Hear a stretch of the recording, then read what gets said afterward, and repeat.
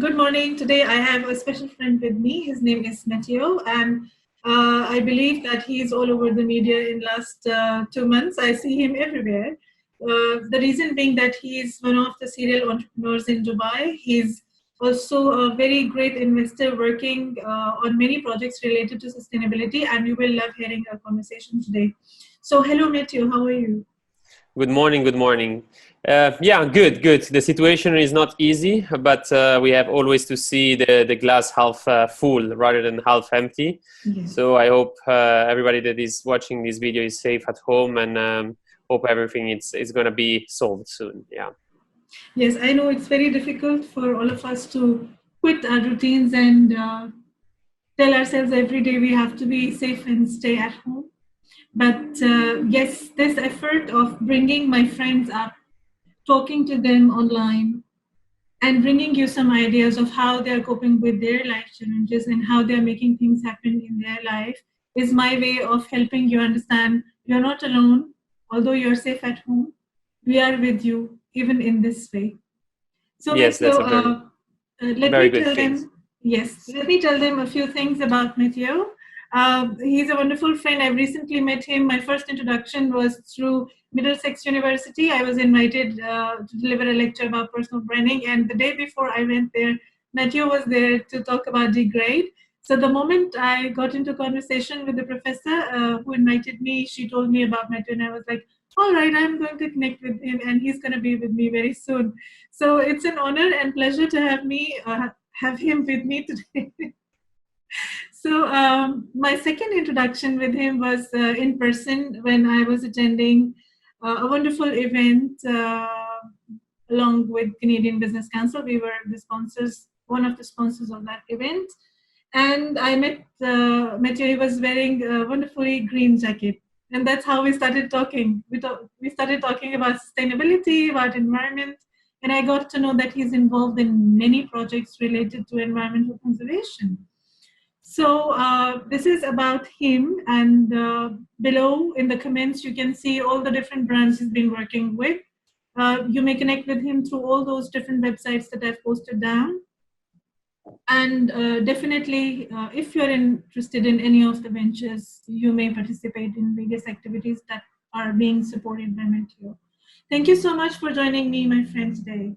Thank you for the invitation. And by the way, I think it's the same jacket Yes. that you saw. I have other jackets. It's not the only one, but I love to wear the green that reflect a bit what is my passion, yeah, and my profession. Yes, it's an extremely elegant one. I love it. Thank you. So, talking about green, why do you think it's important for us to go green? Yeah, I think maybe it's good to start with the background, because I'm coming completely from another background. So I started working in a Swiss bank when I was 15 years old. This is very common in Switzerland, where you start this apprenticeship where you have half day school and half day working in the working place. My family are bankers since almost 100 years in Switzerland, and my destiny was already prepared. So I was supposed to study in the bank academy, working bank, and spend my future in the bank industry or the financial industry.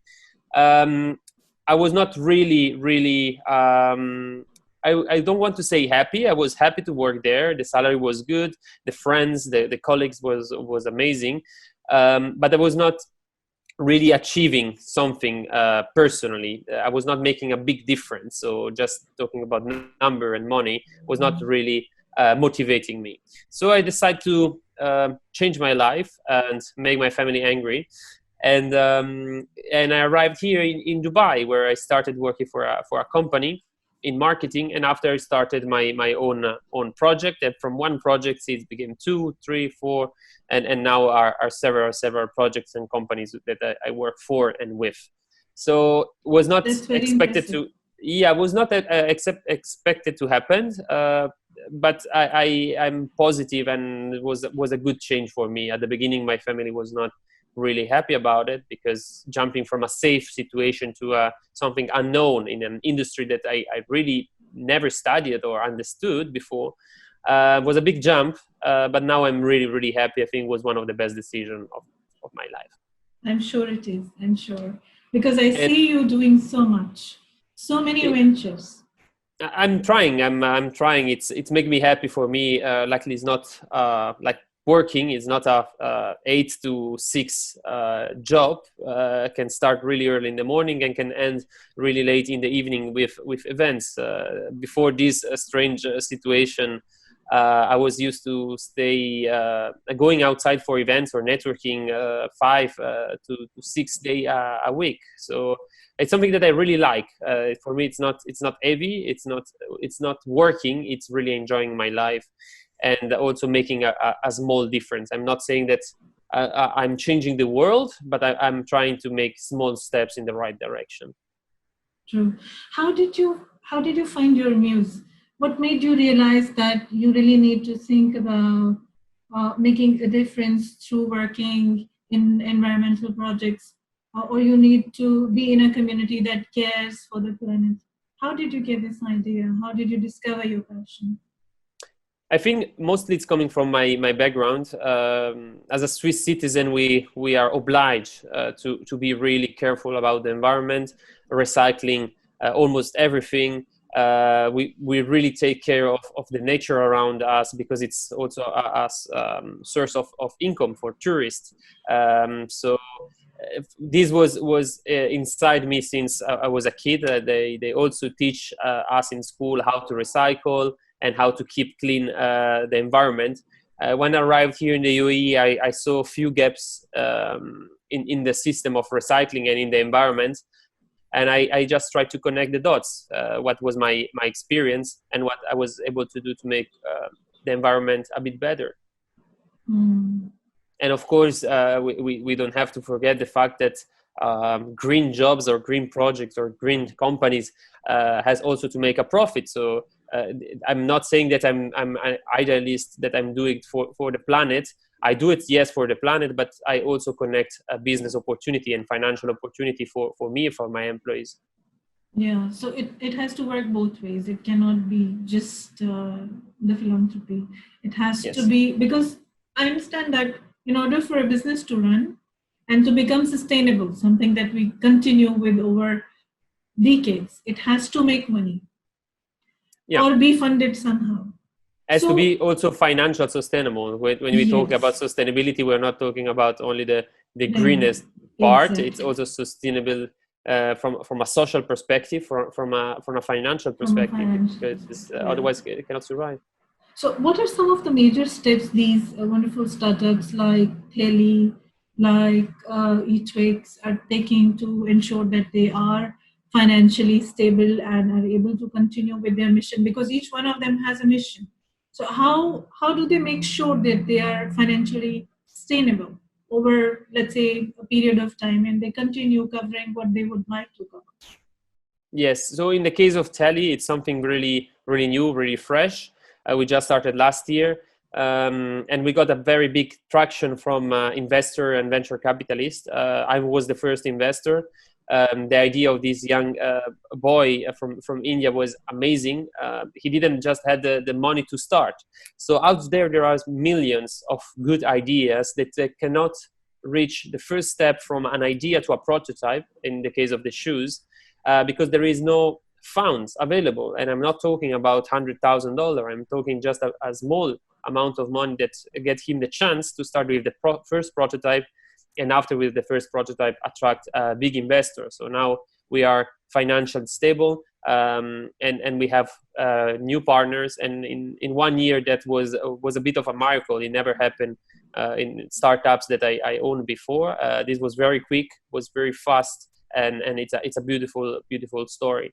In the case of the other company, eTwix, was a concept born in Switzerland that I just bring here as my first company.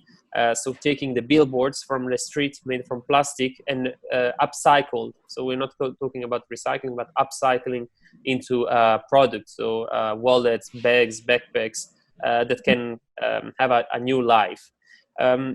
So yeah, the sustainability from a financial point of view has to come with a small amount of money, and after that, proving the concept to investor and collect other partners and other investor.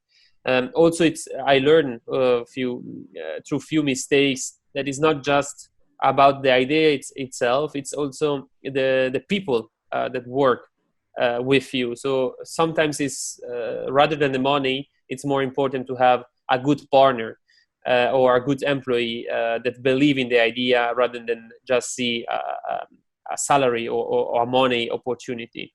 So it's important having a good base financially, but it's not everything. Okay, great. So, you know what I got from your conversation? It's important Yeah. to be financially stable, but it's important to have good partners. And in Yeah. order to have good partners, you have to have good understanding with them. Like your partner should be just as driven as you are. If the partner does not understand the value of what he's doing and is only looking at the paycheck, it's not going to work for long term. Am I Yes, right? correct. Yeah. So now, for example, in Tali, it's a perfect mix because we have 6 people, 5 different nationalities. We cover the age from 20 to 80. We have different sex, we have different religion, we have different backgrounds. So everybody is doing a specific part, and we have a very, very good mix. So it's Interesting. you don't have to search a partner that thinks like you. You have to search a partner that is completely different than you in background, in age, in any kind of things to complete like a puzzle the best team for a startup. I understand that. So it's not just always the similarity. Sometimes the differences might also click, like Correct. the age Correct. difference, like a cultural difference, like an Correct. experiential difference, right? Yes. Yes, I totally agree, and this is very fundamental for me. Hmm. In your experience as an investor over the years and working over so many different projects, how do you feel uh, ventures can keep all partners, all stakeholders together in business, despite the differences? Because I know that it's not easy to have all of them uh, focused with the same level of interest or have the same kind of frequency from each of the stakeholders in business. So how have you been able to manage this in your ventures as a leader? How you have seen other people manage this in their ventures as business leaders? Yeah, this is a very good question. I learned this in the past by making mistake. So at the beginning, you start really powerful. You want to do everything immediately, and you trust people from day one because you think that everything is gonna go in the right way. What I learned is not always rainbow and unicorns. Sometimes there is problem that can happen in the future as soon as there is maybe a profit, as soon as there is some difficulties.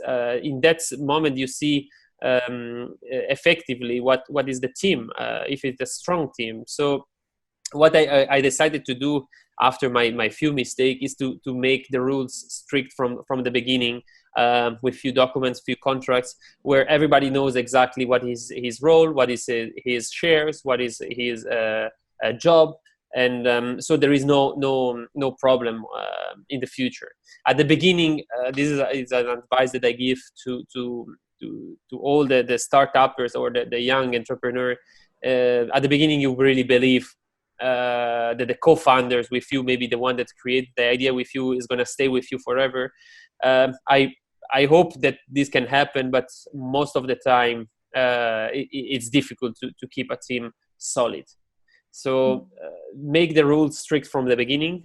Make a path, a document, something that can be used to save not the partner itself, but the idea, because most of the good idea get destroyed because of misunderstanding between the partners or the founders or the investor. So yeah, that I made few mistakes in the past, and now I'm trying to learn from these mistakes. Right. You've invested in different projects, as per my knowledge. So my next question is, how do you pick the one that you're going to invest in next? Like, I'm sure there are hundreds of people who must be approaching you with their ideas, right? There are Mm-hmm. hundreds of people who might be interested in getting, because all young startup owners want someone to support them. So how do you pick and choose the project that you are interested in and you are going to really invest in and then work on, because I believe it takes financial investment, it takes your time, it takes your planning, your team's effort as well. It's just not one person's effort, right? So how do you make your decision? How do you pick and choose? So yeah, the first part that make me decide it's some has to be a company or a project related to sustainability. So something that is a mobile application for recycling, for example, shoes made out of plastic bags. So the first starting point, has to be related to sustainability and environment. Second of all, it's the gut feeling. So as soon as I saw Tali, I saw Ashai presenting this idea, I fell in love completely with this project. Even if the first prototype was really ugly, the idea was not there, the business plan was not there. I saw massive potential in the idea, but in the founder also. And after, of course, you have to go deep in the numbers and see if it's doable. But the gut feeling is very important. And diversifying is also something that I like, to have a physical product in the case of the shoes. Or now I'm investing not in terms of money, but in terms of time and knowledge and network in a mobile application called The Loop, where I just provide my time and my expertise to the founder. So for me, investing, it's not just money. Can be money, of course, can be money and time, can be money and network or connection, or I know a pool of investor that I inform about new ideas. Mm-hmm. It's not easy sometimes to say no to other ideas in other fields, but I don't want to do too much and do it wrong. I prefer to have few companies where I can really dedicate my time and my passion.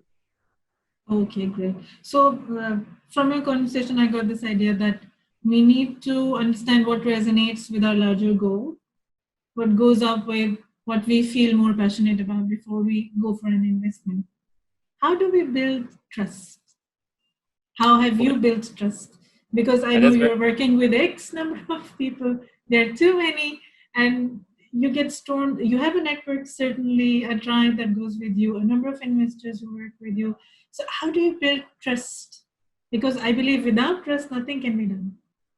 Yeah, it's mostly the time. So it's difficult to see a person the first moment, and this person will stay with this character for the whole time. People can change based on what happened. If moments are difficult, people can be more scared and act in a different way. Or when the moments are good, people want to just to make more money, or making things in a different way.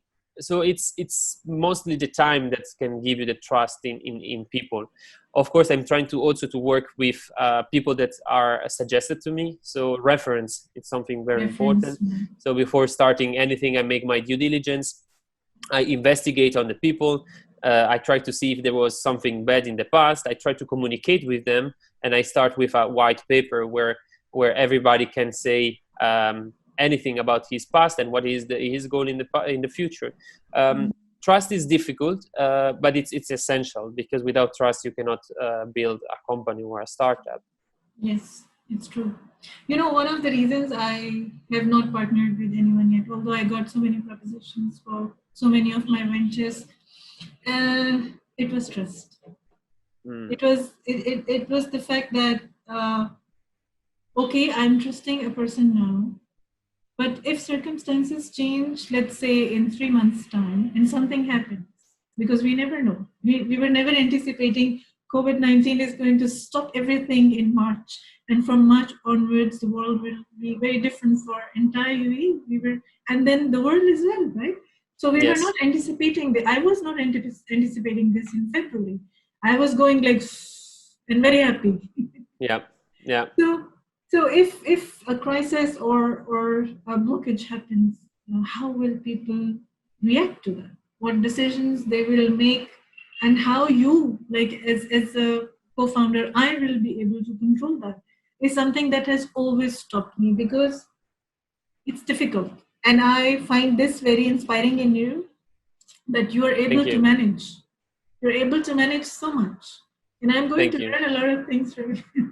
Thank you so much. I really appreciate it. Okay. Is uniqueness of idea in business important? Is maturity of the founder, the maturity of the idea founder, the thinker, the person who has conceived of the brand's basic crux is important in business? Or is it just the financial supporter that matters the most? No, I think idea are coming. We can see it in the news. Idea are coming from people that are now 8, 10, 12, 14 years old. So it doesn't really matter the age of the person. Actually, we have to think that the idea of a 15 years old or a 20 years old are gonna grow in the years. So and they know better than us technology. They know better than us how really the world work. So I don't think that the age it's a barrier or is an advantage or a disadvantage. It's really depending on the product. Ideas can also come from old people. Let's see like this. I take as an example the very good movie The Intern with Robert De Niro. It's a beautiful mix of a new good startups that is growing. But something is missing. It's missing the experience. So this is the part where the gray hair guy coming to the game. It's important to have somebody with experience in the startups, and this is always what I try to do in the startups that I work with. So having somebody that can create the idea that is young, fresh, but also somebody that can stop sometimes or make things a bit slower and smarter. Then I believe definitely this is the reason you have so many different age groups working with you on all these projects, because Correct. then their experiences add value and prevent losses. Correct. Yeah, because it's very important for a business to ensure that profits are greater than losses, otherwise there will be issue. Correct. Right. Do you believe in experimentation? What was your most interesting experiment that you've made in your career as an entrepreneur? Trying to launch, I remember with 8 weeks, we started with 37 different products between wallets, business card holder. We also tried to start with shoes, bags of many shapes, because every time the people say, oh, this bag is very good, but can you make it a bit bigger or smaller or longer? So my most exciting experience was being in the production side and really touching the billboards, the plastic material, and try to create new shapes. Of course, I was not an expert, and I realized that it's better to say no to few customers, but have a line of 5 or 6 products rather than having 37, because make your life a nightmare. But I remember this experiment of creating different shapes of product was really exciting, and every time was something new, like a small new baby, if we can call it like this, but was really, really exciting experiment. Your ventures are spread, like they're not in one place, right? Some are in Kenya, some are in Switzerland, some are in UAE, and something I think Tele is in India. Tele is in India, yeah. So that makes you keep on traveling. Yeah, I used to travel quite a lot, especially between Europe and the UAE. Now it's a bit difficult, but we have to adapt from any difficult moments. We have to try to find opportunities. So yes, I used to travel a lot. Now it's not possible. So I don't stay home with the hands in the pocket. I try to evolve into this digitalization. And as you are doing now, connecting people, you need a screen and a microphone, and that's it. So it helped me also to think out of the box and trying other opportunities. And video call for me was probably 2 or 3 in a year or even less, and now it's probably 4 or 5 a day. So yeah, it's interesting. It's keeping people connected, and we have to adapt. A famous philosopher said, the change is not a problem; it's how we adapt to the change. So yeah, we have to adapt. True. What is your one big message that you want to give to everybody today? Yeah, no, first of all, before the message, I would also say that in business, it's not just thinking about making profit or working in companies that are aimed to make profit. For me, one of the biggest steps was to join the Swiss Business Council. I remember we forgot to talk about this. Yeah, I remember the first day that I landed in Dubai. I was going from the airport to the hotel, and the first thing that I did when I arrived in the hotel, I asked for the Wi-Fi password, and I accessed and I searched. I remember I typed Swiss community in Dubai because I knew nobody, zero. For me, it was just me, myself, and my two luggage. And the first thing that popped up was the Swiss Business Council. So I joined the first event. After a few years, I became a member straight away. And after I entered the executive committee, and after there was an evolution. I participate most of the time, so more than 90% of all the events that this Swiss Business Council organized, because I find their employees, I find their friends, I found business partner, I found investor. So this was I think the key change that make everything that I did so far possible. So not just working for financial companies or for profit companies, but also non-profit. In this case, I dedicate my time because I recognize that it's a massive opportunity to be part of this platform. Even if it's not a money maker, it's a connection maker or a network maker. That's at the end, it's the same result. Same as the project, the flip-flopping in Kenya. It's not about making money. It's about raising awareness with kids, cleaning beaches, creating these boats that it's made from plastic. So yeah, always surround you with people in different industry or in different backgrounds or culture, but at the same time surround you with projects or companies that are not only related to money. Okay, there has to be a larger purpose, not just making profits. Correct. True. Okay, interesting. I must congratulate you online as well, Matteo, for becoming the president of Swiss Business Council in Abu Dhabi. And he's a very distinct executive member in Dubai, Swiss Business Council as well. And that's how we met. What are some of the major goals you're planning to achieve this year through this position? In the position of the Swiss Business Council, you mean? So I want to rebuild the structure that was a bit missing in the past, create an harmony between the two business council, so Dubai and Abu Dhabi, create events of high level and engage people. Now, for the events part, it's not really possible at the moment, but there are a few other ways where we can create webinars or we can anyways engage the members. We are a good platform. I want just to try to give my best and try to help to become even better. Sure. And if you need my help in hosting events in any of your works, I'm more than willing to participate. We'll be by your side all the time. And I will invite you as a VIP guest. Thank you so much. And once things are good, we will invite you and your team to come to YesConf and present all those wonderful ventures you're working with. I believe that forum will definitely help a large number of audience that we have in understanding how they can build their ideas into greater businesses and work for a cause. Thank you so much. I will really appreciate it.